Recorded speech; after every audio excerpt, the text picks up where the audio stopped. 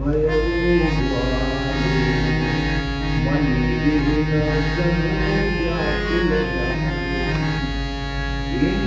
सकल विकल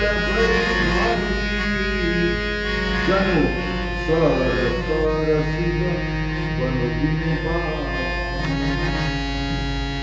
राजा दशरथाचे प्राण कंठाचे आले. जणू मरणाधीना साप मरणासन्न झाला होता. एखादा साप बघा, एखाद्या सापाला पण मारतो ना, तो मेलेला नसतो पण मरणासन्न झालेला असतो. काही लोक म्हणतात अजून त्याचा दोन त्याचा, कारण काय मरणासारखा होऊन पडलेला तो मेलेला नाही. राजा दशरथ गोस्वामी तुलसीदास म्हणतात अशी अवस्था राजा दशरथाची झाली होती. अंगातून शरीरामधून सगळे अवयव निकामी झाले होते, परंतु राजाचा प्राण मात्र तसाच होता. कशासाठी? एका रामासाठी. कुठून तरी माझा राम येईल आणि मला त्याचा स्पर्श होईल. डोळ्यानं तांदत्व आलं होतं, कानाला बहिरेपणा आला होता, तोंडातनं वाणी चालत नव्हती, हात पाय उचलले जात नव्हते, पण एक जो श्वास होता तो श्वास राजाला धरून ठेवला होता. माझा राम येईल. सुमंत्रानं मात्र सांगितल्यानंतर मंडळी राजाला अपार दुःख झालं आणि या अपार दुःखामध्ये राजा राम राम राम सुमंत्रानं आणि कौशल्य मात्यानं राजाला असं उचलून बसवला. एका पाठीमागं लोढ्याला असं टेकून राजाला बसवलं आणि टेकून बसवल्यानंतर महाराज व्याकुळ होऊन विलाप करताना एक क्षण मात्र एक युगासारखा राजाला वाटत होता. आणि पुन्हा पुन्हा या आंधळेपणात गलित ग्रात झालेल्या शरीराला पुन्हा पुन्हा आठवण होत होती श्रावण बाळाच्या वडिलांनी दिलेला शाप. लक्षात ठेवा, मी रोज सांगतो, मना सज्जना पूर्व संचित केले दया सारथी मंडळी. राम कथेमधून जर काही घ्यायचं असेल ना, तर action reaction. What is life? Life is action and reaction असं म्हटलं. जीवन म्हणजे काय हो? जर प्रश्न तुम्हाला विचारला ना, तर जीवन म्हणजे क्रिया प्रतिक्रिया हे जीवन आहे.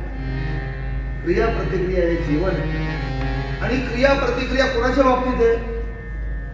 या पृथ्वीच्या पाठीवर जो जीव मात्र आहे, जीवमात्र, त्या जीवमात्राच्या प्रत्येकाच्या बाबतीत क्रिया प्रतिक्रिया ठरलेली आहे.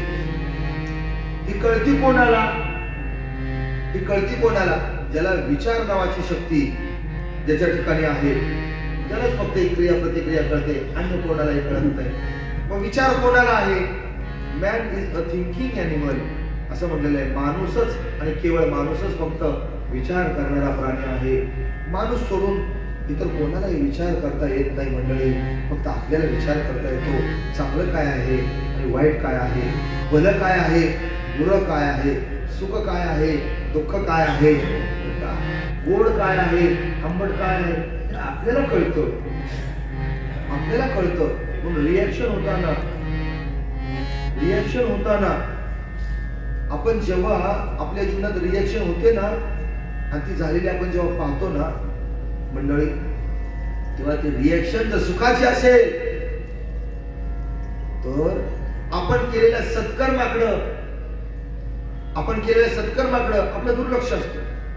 आणि दुःखाची जरी असेल तरी पण आपण केलेल्या दुष्कर्माकडे आपलं दुर्लक्ष असतं. मी का सांगतोय? सत्कर्म आणि दुष्कर्म हे कोण करत असतो? आपल्याला असं वाटतं आपल्यावर कोणतरी करणी केली. राजा दशरथ हा जो भोग भोगत होता, राजा दशरथ, याचं कारण राजा दशरथचा भोग हा त्याच्या कर्मानुसार त्याला भोगायला लागत होता. हे मला तुम्हाला सांगायचं, मला सांगायचं. म्हणून कर्म हे चांग पाहिजे. जर आपल्या ठिकाणी आपण करत असलेलो कर्म जर चांग असेल तर आपल्या जीवनामध्ये सुखाला कोणी रोखू शकत नाही. कोणी रोखू शकत नाही. राजा दशरथाच्या बाबतीत जेव्हा ही घटना घडते की एक नाही, दोन नाही, 4 मुलं, बरं का, अत्यंत वृद्ध अवस्थेत त्याच्या घरामध्ये जन्माला आली.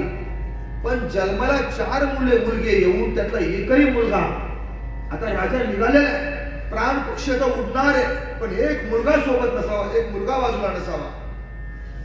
किती मोठं त्याच्या दृष्टीनं त्यानं केलेलं दुष्कर्म असेल. हे बघा, फळ म्हटल्यानंतर एक तर गोड असतं किंवा आंबट असतं. तुम्ही कोणताही बघा फळ, आणि जर ते आंबट असेल ना तर त्याला जर गोड, त्याला जर आपल्याला चाकायचं असेल तर त्याला पिकवावं लागतं, आडीत घालावं लागतं. तुम्ही म्हणाल नाही आम्ही असंच करून खाऊ, नाही होणार, म्हणून ते पिकवावं लागतं. पिकलिया शेते पैसे आम्हा केले पांडुरंग, पैसे आम्हा केले पांडुरंग.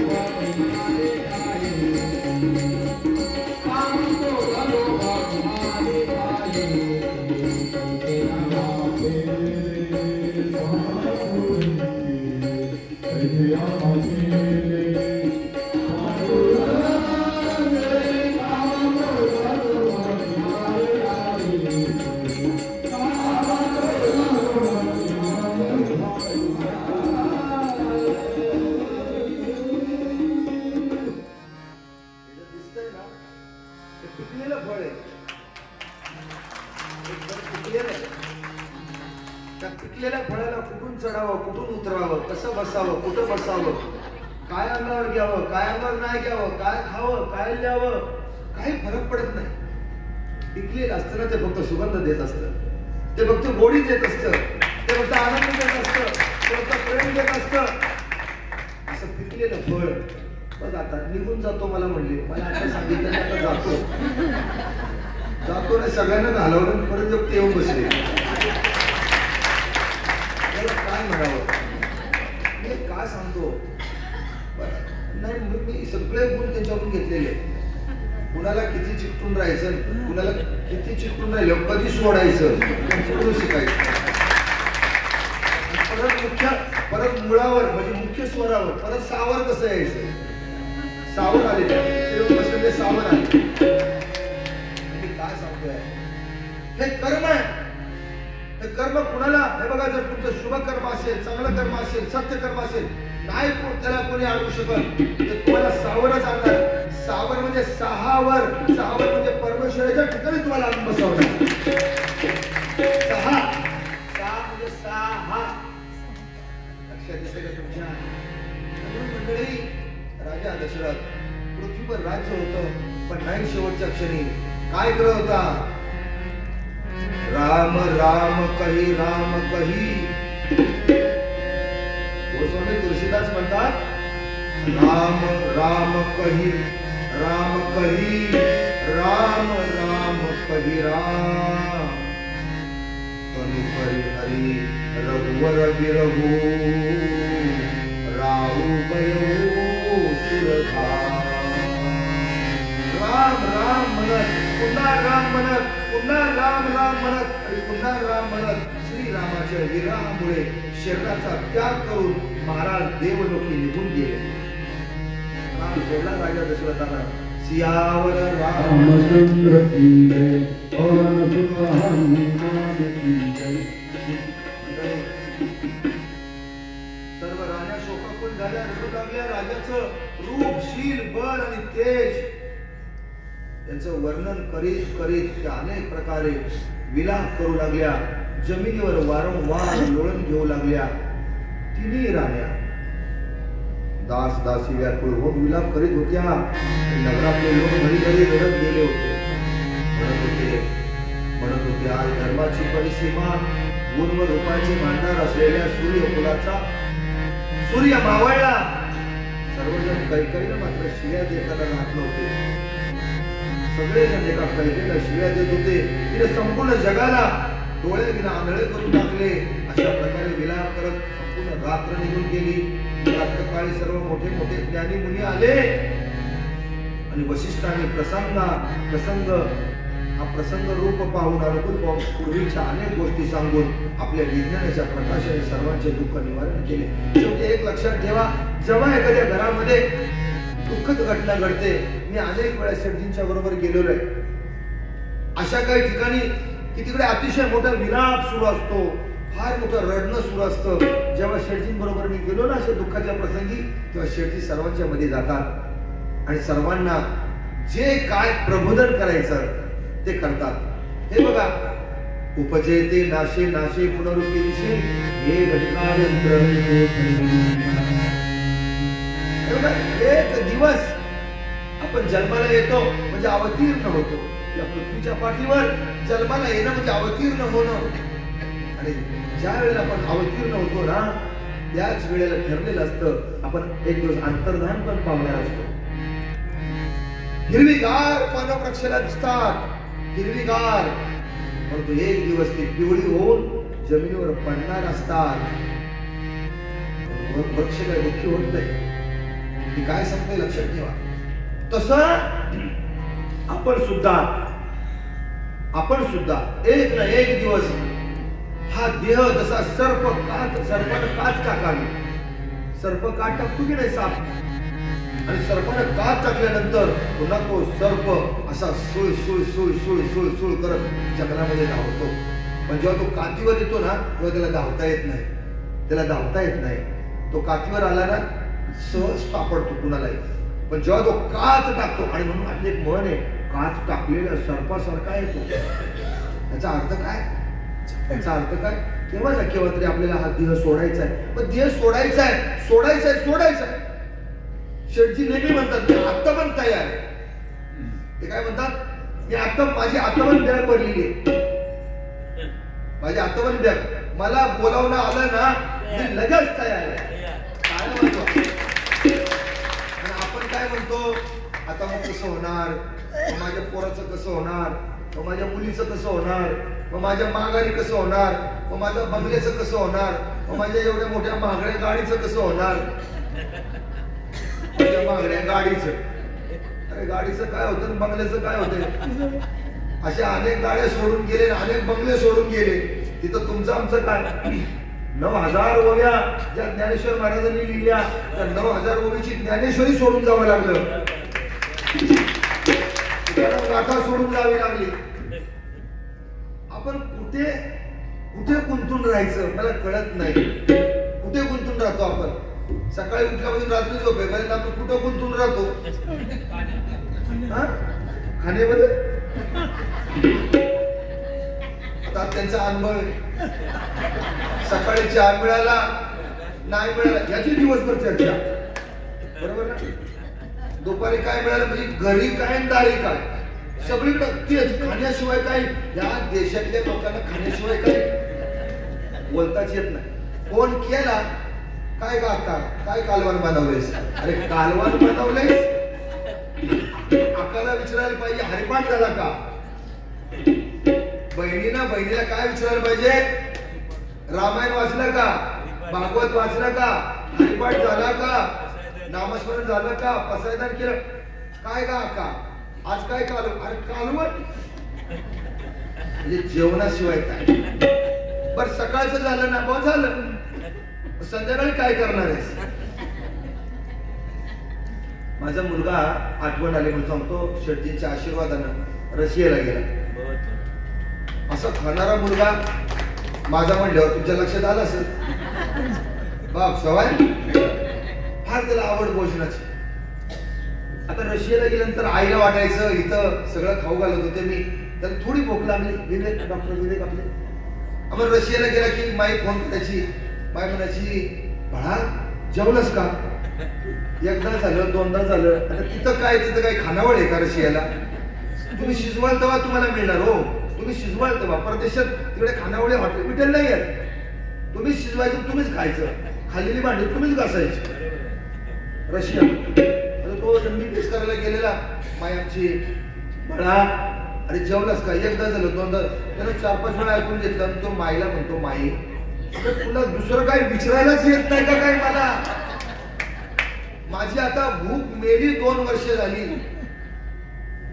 मला आता मी खाल्लं काय नाही खाल्लं काय मला जेवायची. पण तू जेवायची आठवण केली ना की तू बनवलेली मला डाळ आठवते, तू बनवलेला मला भात आठवतो, तू बनवलेला मला मसाला भात आठवतो. मला असं तू विचारू नकोस. मग माणसं जे आपल्या देशाची खातात ना, खातात काय काय काय काय खाऊन खाऊन पन्नासच जातात. तुम्हाला माहिती नाही हे जे जेवण आहे ना ते जीवन पण देतं आणि जीवन पण घेऊन जातं. पण किती खाल्लं पाहिजे त्याचं एक प्रमाण. आमचे शेठजी म्हणतात ये पेट को, मी ऐकलं बघितलं बरं, ये पेट को कितना लगता है कितना. अरे आम्ही 4-4 दिवस आम्ही त्या भडंगवर शेठ आम्ही महाराष्ट्रात फिरतो ना, नाही त्यांना वाटलं घरात गेले आम्ही आमच्या तमकीच्या बंगल्यात संतोषच्या बंगल्यात गेले आणि ते बघितले फिरून त्यांनी. ते मला बोलतात महाराज जी यहाँ खाने लायक नहीं, बंगला है लेकिन खाने लायक, चलो हम चले की काहीतरी कार्य सांगणार. अरे आम्ही आत्ताच जेवलो, आता काय खाणार? बंगल्यातनं बाहेर 4-4 दिवस 2-2 दिवस आम्ही काय आणलं नाही हो. किती ठिकाणी असे आम्ही फिरतो, काय नाही होत. पण जेवायला पाहिजे, जेवायला पाहिजे, जेवायला पाहिजे म्हणलं की ते जेवण मागच लागतं. जीवन जीवन बरं का, कुणाचं स्मरण असावं, कशाचं स्मरण असावं, कुणाचं स्मरण असावं आणि कशाचं स्मरण असावं. मंडळी तू म्हणले मीची करी माझी भजनी प्रेम धरी सर्वत्र नमस्कारी मजली काते. भगवान श्रीकृष्ण अर्जुनाला सांगतायत अरे बाकी काय घेऊन बसलास, तू फक्त एक कर, तुझं मन आहे ना मन ते राम बनव, तुझं मन आहे ना ते कृष्ण बनव, बाकी काय करू नको. तू मन आहे तुझी कर. मग काय होईल, तुला जे पाहिजे ना. बरं का, काही माणसं अशी आहेत न जेवता त्यांची पोटं भरतात.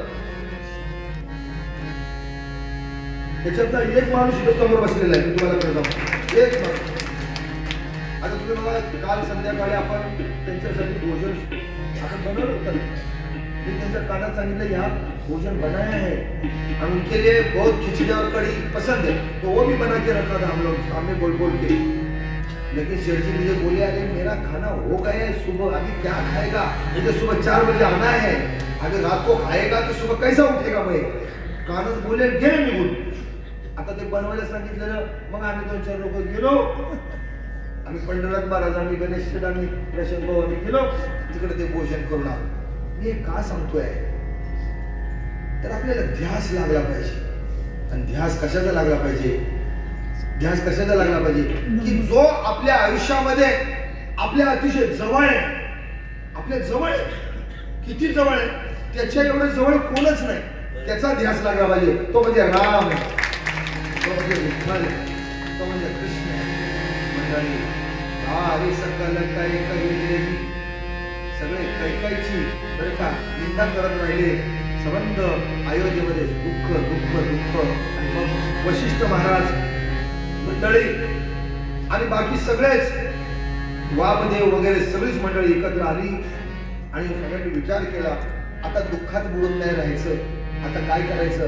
तर याच्यावर विचार केला की भरत जो आजोळी गेलेला आहे त्याला बोलून घेतलं पाहिजे.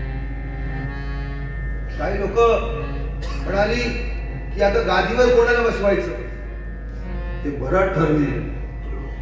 ते कोण ठरवेल, भरत ठरवेल. मंथराला वाटलं आता भरत नाही तर काही गादीवर बसवतील. मंथरा होती पण शेवटी वशिष्ठ ऋषींनी वशिष्ठ मुनीने सांगितलं, भरताला बोलावण्यासाठी सुमंताला पाठवलं. रथ घेऊन रथानं भरत आला देखील. भरत आणि शत्रुघ्न अयोध्येत आल्याबरोबर अयोध्येत येतानाच दोन्ही बाजूला सगळी अयोध्येतली जनता उभी होती. भरत जर पूर्वी अयोध्येत आला भरताचा जय जयकार करत होता आणि आता भरत जेव्हा अयोध्येत आला तेव्हा सगळी अयोध्येतली सगळी जनता रयत आपले नजर खाली डोकं खाली करून उभे होते. कोणी भरताकडे बघायला तयार नव्हतं. भरताच्या मनात विचार आला की असं काय घडलं की माझ्या अयोध्येतली लोक माझ्याकडे साधी पाहत सुद्धा नाहीत. अशी वेळ आपल्यावर येऊन देऊ नये माणसानं. अशी वेळ आपल्यावर येऊन देऊ नये की काय वेळेला अशी वेळ येते. आपण माणसात असतो, समाजात असतो, हजारो लोकांमध्ये वावरतो, पण तीच माणसं अशी काही वेळ येते आपल्यावर की आपल्याकडे बघेनसही होतात. कर्म करताना आपण सावध असलं पाहिजे. धावत पडत तो कुठे गेला? पहिला आपल्या आईच्या मालात म्हणजे कैकेयीच्या मालात गेला. परत कैकेयी अशी बसली होती. दुःख झालं होतं पण मनामध्ये सुख पण होतं की आता माझ्या भरताचा राज्याभिषेक होणार. आता माझ्या भरताचा राज्याभिषेक होणार. हे कैकेयीला आत्मसुख पण वाटत होतं. परत गेला, म्हणाला, आई काय झालं हे? माते काय झालं हे? संबंध अयोध्येमध्ये दुःख मला दिसतंय. माझे बाबा कुठे आहेत? माझा दादा कुठे आहे? माझा लक्ष्मण भैया कुठे आहे? असं विचारल्यानंतर म्हणली, शांत हो बाळा, शांत हो. हे सगळं तुला दिसतंय ना, हे तुझ्या भल्यासाठी झालेलं आहे. त्याच्यात तुझं भलं आहे, त्याच्यात तुझं कल्याण आहे आणि त्याच्यासाठी हे सगळं तुला दिसतंय. आता तुला असं दिसतंय पण काही दिवसानं याच्यातच तुला फार मोठा आनंद दिसेल. असं म्हटल्यानंतर अगं म्हणला, आई तू काय बोलतेस? त्या सगळ्या या अयोध्येमध्ये दुःखामध्ये माझं हित आहे. भरताला वाईट वाटलं. नेमकं झालंय काय हे सांग. आणि मग कैकेयीने सगळं सांगितलं की मी 2 वर मागितले होते आणि ते 2 वर मी असे मागितले की प्रभू रामाला खरं का वनवास आणि प्रभू रामचंद्राच्या रामाच्या ऐवजी तुलाच का युवा राज्याभिषेक. मी काय वाईट बोलले? शेवटी मी आई आहे. माझ्या मुलाचा हित एक आई बघणार नाही तर कोण बघणार? असं म्हटल्या बरोबर. आणि मग काय झालं? आणि हे सहन न झाल्यामुळं तुझे जे पिता आहेत त्यांनी देह ठेवला, स्वर्गलोकी निघून गेले. असं म्हटल्या बरोबर त्यानं सांगितलं भरतानं की मी कोणत्या जन्माचं पाप केलं होतं म्हणून मी तुझ्या पोटी जन्माला आलो. तुला आई म्हणायला मला लाज वाटते. आई म्हणायला तुला मला लाज वाटते. तू माझी आई नाहीस, तू माझी वैरी नाहीस. माझ्या अंतःकरणाचा, माझ्या हृदयाचा, माझ्या काळजाचा तुकडा म्हणजे माझा राम आहे आणि माझं शरीर म्हणजे माझे बाबा आहेत. एकाला तू वनात धाडलास आणि माझ्या वडिलांना तू स्वर्गात धाडलास. कोणत्या जन्माचं मी पाप केलं होतं? तुझा मुलगा म्हणून मी तुझ्या पोटी जन्माला आलो. अगं पाप तू कसं फेडशील?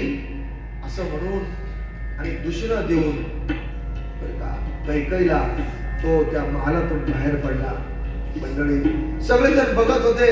सुमंत, वशिष्ठ आधी करून आणि पहिला जर कुठं तो नंतर त्या महालातून बाहेर पण गेला. कौशल्य मातेचे पाय धरले. आई मला क्षमा कर. जे काय घडलंय ना हे सगळं माझ्यामुळे घडलेलं आहे. मला क्षमा कर. माफी मागायला मोठं मन लागतं, क्षमा मागायला मोठं मन लागतं. मी नेहमी सांगत असतो की आपल्या जीवनामध्ये चुका होणार, माणूस चुकणार. आमचे शेठ पण सांगतात चुकलो ना चुकू द्या. आपण व्यसन करतो ना ठीक आहे, पण व्यसन एकदा केलं, दोनदा केलं आणि एकदा आपल्या लक्षात आलं ना की कोणतंही केलेलं व्यसन किंवा कोणतंही केलेलं दुष्कर्म हे आपल्या जीवनाला त्रासदायक आहे. तर त्याच वेळेला आपण आपल्या आईला, आपल्या वडिलांना अगदीच नाही कोणाला देवाच्या समोर कान धरून उभं राहिलं पाहिजे आणि क्षमा मागितली पाहिजे. देव माफ करतो आपल्याला. लक्षात माफ करतो, पण आपण ते कबूल व्हायला पाहिजे. कबूल झाला. बरं कौशल्य मातेच्या पायावर लोळण घेतली. कबूल झाला माते, तुझे क्षमा कर, मला माफ कर, माझ्यामुळे हे सगळं घडलेलं आहे. तू काळजी करू नको. हा भरत तुला वचन देतो, मी जाईन वनात, जिथं माझा राम गेलाय ना तिथं जाईन. मी रामाची, माझ्या सीतामाईची, माझ्या लक्ष्मण दादाची मी माफी मागेन आणि मी त्यांना परत घेऊन येईन, गेल्या पावली परत येईन आणि माझ्या प्रभूला, बरं का, प्रभू श्रीरामाला पुन्हा मी याच राज्याचा राजा बनवेन, त्याचा राज्याभिषेक करेन, योगन राज्याभिषेक होईल आणि या अयोध्येचा राजा म्हणून माझा प्रभू दादा राम दादाचं राज्य करेल असं वचन दिलं. मंडळी, भरत सांगतोय मी तुम्हाला, भरत एक क्षण थांबावा अयोध्येत असं त्याला वाटत नव्हतं, एक क्षण. परंतु वशिष्ठ मुनीने सांगितलं, भरता घाई करू नकोस, आधी तुला तुझ्या पित्याचं काय करावं लागेल, तिच्यावर अंत्यसंस्कार करावे लागतील आणि ते अंत्यसंस्कार वगैरे झाल्यानंतर मग जी काय गोष्ट आहे ती आपण विचारात घेऊ. मंडळी, फार कथा विस्तृत सांगण्यासारखी आहे, विस्तृत सांगण्यासारखी. मला वाटतं रामकथेला कमीत कमी 15 दिवस तरी पाहिजे. नाही